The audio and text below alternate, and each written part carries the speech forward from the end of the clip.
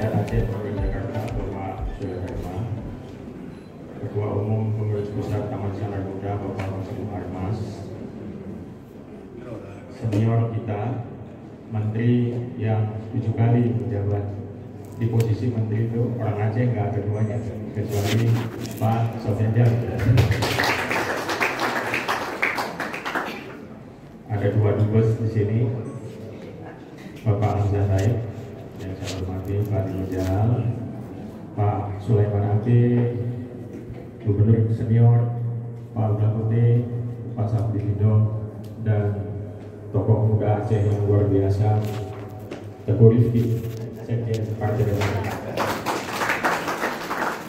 Saya berbahagia sekali malam ini ada 2. Yang pertama, kita memperingati 18 tahun perjanjian damai Helsinki. Yang kedua, saya dipesinjuk dengan acara yang cukup lengkap. Luar biasa, ini satu upaya Majelis Adat Aceh untuk menjaga adat istiadat kita. 3 kali saya dipesinjuk dengan malam ini ya. Pertama waktu saya di kita di Banda Aceh, ya. Yang kedua waktu saya mau menikah. Waktu saya mau menikah di Jogja. Ya, istri saya orang Jogja ini. Ini bukti ya KRI perkawinan Aceh dengan Jogja. Ya. Lalu yang ketiga di sini dengan prosesi yang cukup lengkap. Tadi dulu berdua di Palaminan, saya bilang ini bukan perkawinan kedua.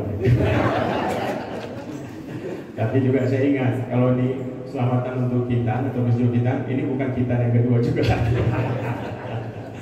Baik, Bapak Ibu sekalian, saya diminta orasi. Tentu saja kalau orasi saya harus agak serius gitu. Ada 2 hal kenapa serius. Yang pertama, ngomong sekarang nggak bisa sembarangan, langsung dikutip oleh media. Jadi saya menyiapkan sebuah catatan untuk itu. Yang kedua, karena ini momen yang penting, saya kira saya ingin membuat catatan pendek karena waktu juga sudah malam. Izinkan saya bacakan. Bapak Ibu sekalian, hari ini kita berkumpul di sini untuk mengenang dan mensyukuri 18 tahun penandatanganan MOU Helsinki oleh pemerintah Republik Indonesia dan Wakil GAM yang menjadi dasar perdamaian Aceh. Seterusnya dengan itu, hari ini telah mulai dinobatkan oleh pemerintah Aceh sebagai Hari Damai Aceh. Saya ingat, 18 tahun yang lalu saya berdiri dengan jantung berdebar bahagia di hadapan para perunding dari kedua belah pihak saat MOU Helsinki diteken di gedung Government Banquet Hall milik pemerintah Finlandia. Saya menyaksikan MOU Helsinki diteken dan segera sadar bahwa itu adalah momen sejarah penting bagi Aceh, mengakhiri sebuah konflik panjang dan berdarah-darah sejak Indonesia merdeka. Sebagai generasi muda Aceh pada waktu itu, saya berterima kasih kepada kedua pihak yang berjiwa besar dan bersepakat untuk membangun Aceh baru yang damai dan sejahtera di bawah bingkai NKRI.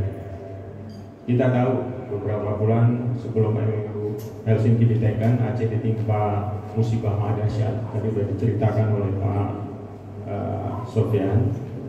Dan saya bersyukur sebagai wartawan Tempo waktu itu saya ditugaskan meliput dari dekat penyelesaian konflik bersenjata di Aceh. Saya mulai sejak tahun 2001 sampai dengan Helsinki diteken. Saya dikirim oleh Tempo ke Helsinki dan saya berinteraksi dengan cukup dekat dengan para pelaku dari perundingan ini. Saya bertemu dengan Pak Hamid Awaludin, saya bertemu dengan tim dari Gerakan Aceh Merdeka. Ada satu cerita yang mau saya tambahkan, Pak Sofyan. Jadi sebelum MOU itu diteken, tadi yang soal partai lokal, itu memang sangat alot sekali, terutama dari Jakarta yang mungkin tidak mengizinkan itu. Nah, saya dengar ada percakapan dan ini diceritakan oleh Pak Hamid Awaludin. Jadi pada waktu itu ketika perundingan macet, Pak JK, Pak Yusuf Kala menelpon Pak Hamid Awaludin. Kurang lebih ini saya bacakan gimana percakapan itu. Hei Hamid,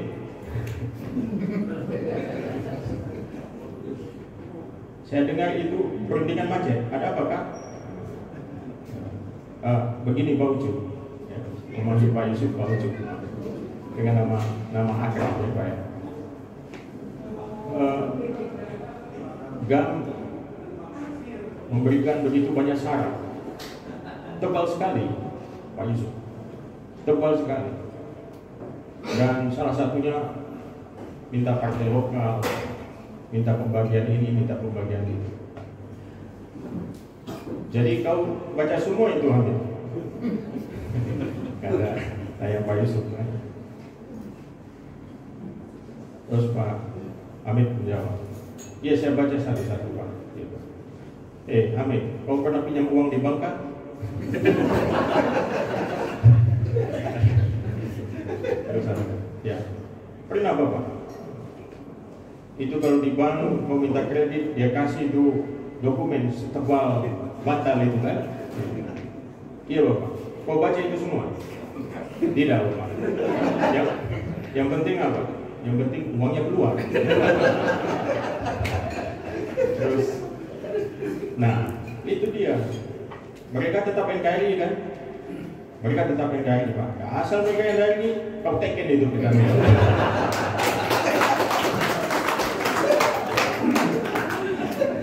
Itu cerita yang saya dapatkan waktu saya meliput dari dekat MUI Helsinki itu. Saya juga teringat, saya menjelang penandatangan MUI Helsinki, salah satu anggota tim perunding pemerintah pusat bertanya kepada saya, apakah ada pepatah Aceh tentang perdamaian? Maka saya ingat pepatah, pat ujen yang tangkiran, pat perang tangkiran. Pepatah itu pula diucapkan oleh Presiden Indonesia ke-6 Bapak Susilo Bambang Yudhoyono dalam pidatonya menyambut perdamaian bersejarah itu. Saya percaya pepatah itu adalah hasil dari pengalaman panjang para endatu kita di Aceh yang melewati berbagai tantangan zaman sejak kerajaan Aceh terbentuk hingga masa Republik saat ini. Bahwa tak ada yang abadi di alam semesta. Seperti hujan yang akan reda, demikian pula perang yang akan berhenti. Setahun sebelum perjanjian Helsinki itu, pada Mei 2004, saya bersama 4 wartawan sempat terjebak antara sudah damai biasanya. Saya sempat terjebak antara tentara GAM dan TNI di Bukit Pendawa, Aceh Timur, kampungnya Pak Sofian. Saat itu kami dalam misi bernegosiasi membebaskan Ferry Santoro, seorang wartawan televisi, wartawan RCTI yang ditahan pasukan almarhum Tengku Sadaud selama 11 bulan. Ketika negosiasi macet dan pasukan TNI dalam posisi siap menyerang, Tengku Sadaud meminta saya menghubungi siapa saja agar TNI bersedia memperpanjang waktu gencatan senjata supaya kami bisa selamat. Saya kemudian menghubungi pemimpin redaksi Bapak Harimurti, tapi karena waktu itu tengah malam pukul 2, Bapak Harimurti sudah tidur. Yang mengangkat telepon adalah wakilnya almarhum Tori Haddad. Dan saya melaporkan krisis negosiasi di lapangan itu agar meminta Mas Bapak Harimurti waktu itu melaporkan kepada Panglima TNI bahwa GAM meminta perpanjangan gencatan senjata untuk pembebasan Ferry Santoro. Syukur alhamdulillah TNI, Panglima TNI waktu itu Pak Indiartono Sutarto bersedia memperpanjang waktu dan kami selamat sehingga kami masih bisa berdiri di sini malam ini. Momen di Pendawa itu menumbuhkan keyakinan dalam diri saya bahwa komunikasi yang baik dapat membuka jalan bagi lahirnya solusi damai bagi Aceh. Terlebih lagi, upaya perdamaian ini sudah lama dirintis sejak era Presiden Abdurrahman Wahid. Terbukti dengan adanya penghubung yang menjembatani komunikasi kedua pihak yang dipimpin mantan Presiden Nadia Marti Abisari. Solusi damai untuk Aceh dapat dicapai. Kondisi saat saya terjebak di Pendawa menjadi ilustrasi betapa sulitnya masyarakat Aceh saat itu meniti hidup, mencari cara agar selamat di antara dua kekuatan di tengah konflik bersenjata. Saya masih mengingat pedihnya konflik sesama anak bangsa itu. Suatu hari pada masa darurat militer serombongan ibu-ibu mendekati kami. Para wartawan yang meliput daerah perang itu sambil membawa foto seorang anak muda. Mereka bilang anak muda itu menghilang setelah pamit main voli. Sambil menangis, mereka meminta kami membantu mencarikannya di markas militer sebab ada yang melihat pemuda tersebut sempat dibuang sana. Ada pula perempuan setengah baya menunjukkan pas foto lelaki berusia 50 tahun yang adalah suaminya. Menurut istrinya, sang suami diambil pada tengah malam oleh orang-orang tak dikenal dan tak pernah kembali sampai bertahun-tahun kemudian. Di sisi lain ada juga keluhan soal orang-orang yang dituduh sebagai cuak, dijemput oleh tentara GAM dan tak pernah kembali lagi. Tentu ada banyak cerita kelam di masa konflik, dan setelah masa damai seperti hari ini, kita hendaknya banyak memetik pelajaran dari sejarah itu sebagai modal pengalaman, pengetahuan, dan membuat kita bijak dalam melangkah menyongsong masa depan Aceh yang lebih baik. Para hadirin yang saya muliakan, perdamaian yang kita nikmati hari ini adalah upaya rezim reformasi sejak masa Presiden Gus Dur sampai dengan SBY Susilo Bambang Yudhoyono melewati proses pasang surut yang cukup menegangkan. Ada pro kontra di Aceh dan di Jakarta tentu saja. Namun pada akhirnya semua pihak menerima perdamaian itu dan menjadi komitmen nasional dalam bentuk undang-undang pemerintahan Aceh. Perdamaian ini telah membuka peluang politik bagi Aceh untuk memberikan yang terbaik bagi masyarakat. Politik yang mengabdi pada publik. Buah dari perjuangan panjang dan titik kompromi itu adalah suatu sistem demokrasi lokal yang berkuasa untuk mengatur diri sendiri tanpa harus menyerahkan segalanya ke pemerintah pusat. Undang-undang pemerintah Aceh adalah hasil perjuangan sulit yang secara dialektik mengatasi apa yang pernah dicapai pada masa lalu, dari status Aceh sebagai daerah istimewa, lalu otonomi khusus, dan kini semestinya lebih berdaya dengan parlemen dan partai lokal. Kita berharap rakyat Aceh semestinya lebih sejahtera dengan anggaran triliunan rupiah dari dana otonomi khusus dan pembagian hasil bumi, seperti yang disepakati dalam MOU Helsinki. Dari 2008 hingga 2022 tercatat sudah 95 triliun rupiah dana khusus yang diterima Aceh. Dana ini akan berakhir pada 2027. Saya mendengar sudah dilakukan upaya-upaya untuk meminta perpanjangan dana khusus ini. Pada 2020 yang lalu, saat berada di Aceh, saat kunjungan ke Aceh, Bapak Presiden Joko Widodo sempat mempertanyakan tata kelola penggunaan dana otonomi khusus Aceh yang disebutnya sebagai uang yang besar, tapi masih muncul tanda tanya. Apakah sudah bermanfaat bagi rakyat? Apakah sudah tepat sasaran? Pertanyaan itu muncul mengingat angka kemiskinan di Aceh masih 14%. Angka yang besar, kata Presiden. Karena itu Bapak Presiden meminta agar kita semua memberi perhatian penuh ke sana lewat program-program yang dirancang untuk pengentasan kemiskinan. 2 tahun sesudahnya, saat bertemu Presiden untuk meminta perpanjangan dana otonomi khusus pada bulan September 2022, pejabat Gubernur Aceh Bapak Ahmad Marzuki melaporkan angka kemiskinan Aceh masih tinggi, yakni sebesar 14,46%, sedangkan nasional sudah turun ke angka 9,54%. Selain itu, angka stunting di Aceh masih tinggi, 33,2%, sementara nasional 24,4%. Belum lagi indeks pembangunan manusia Aceh masih di bawah rata-rata nasional, yakni 72,18%, sedangkan nasional 73,4%. Persoalan di atas adalah 3 hal di antara sejumlah persoalan lain di Aceh yang perlu mendapat perhatian serius. Kita juga dari sekarang perlu memikirkan jalan keluar alternatif seandainya dana otsus tidak lagi diperpanjang di masa depan.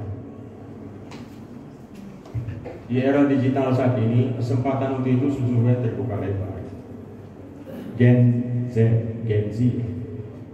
di Aceh sekarang jumlahnya mungkin 30% lebih dari populasi, seperti hal yang terjadi di nasional. Saat ini sesungguhnya punya mimpi dan kesempatan yang melampaui generasi lama. Tugas kita yang di sini malam ini adalah membuka jalan untuk mereka, para generasi penerus itu. Ada yang menunjukkan kita semua untuk masyarakat Aceh di ujung Pulau Sumatera. Pada perhelatan SEA Games 2023 di Kamboja bulan Mei lalu, yang menyumbang medali emas cabang olahraga e-sport ya untuk Indonesia adalah atlet asal Aceh, Teguh M. Kausar. Ini adalah pencapaian luar biasa untuk seorang anak yang besar di ujung Pulau Sumatera. Medali emas untuk e-sport tingkat Asia Tenggara dari Aceh, yang waktu itu ada larangan untuk main internet di warung kopi. Bisa menang medali emas. Keberhasilan Kausar ini tentu menyalakan harapan baru bahwa generasi muda Aceh sangat adaptif dengan teknologi digital dan mampu mengejar ketertinggalan. Pemerintah terus mendukung dan mengejar ketertinggalan ini dengan membangun infrastruktur penunjang seperti jaringan internet. Di Aceh saat ini ada ratusan blank spot 4G yang perlu kita perhatikan. Saya juga sudah bicara dengan Diskominfo Aceh dan meminta dinas itu untuk bekerjasama dengan Balai Monitoring Kominfo di Aceh untuk menyisir daerah-daerah tertinggal dan terluar agar bisa difasilitasi jaringan konektivitas yang ada di sana. Menurut laporan ada sekitar lebih dari 500 blank spot 4G di Aceh saat ini, dan saya sudah minta Dirjen BPI untuk menindaklanjuti laporan dari Dinas Kominfo Aceh agar bisa segera di follow up laporan itu, dan mudah-mudahan dalam tahun ini bisa masuk dalam plan untuk bisa dibangun di sana.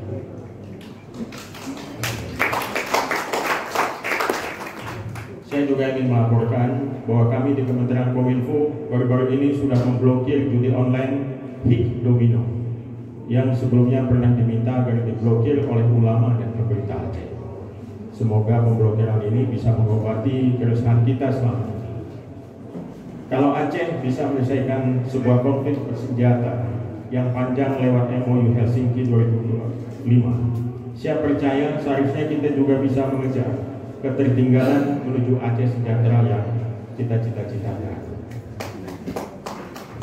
Ada satu pepatah Aceh, kurung rembang tak apa, pak yang salah tak berguna, tak buok lain Aceh sejahtera.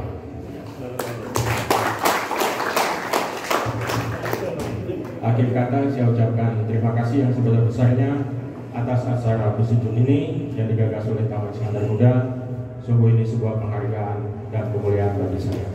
Billahi fisabilillah. Wassalamualaikum warahmatullahi wabarakatuh.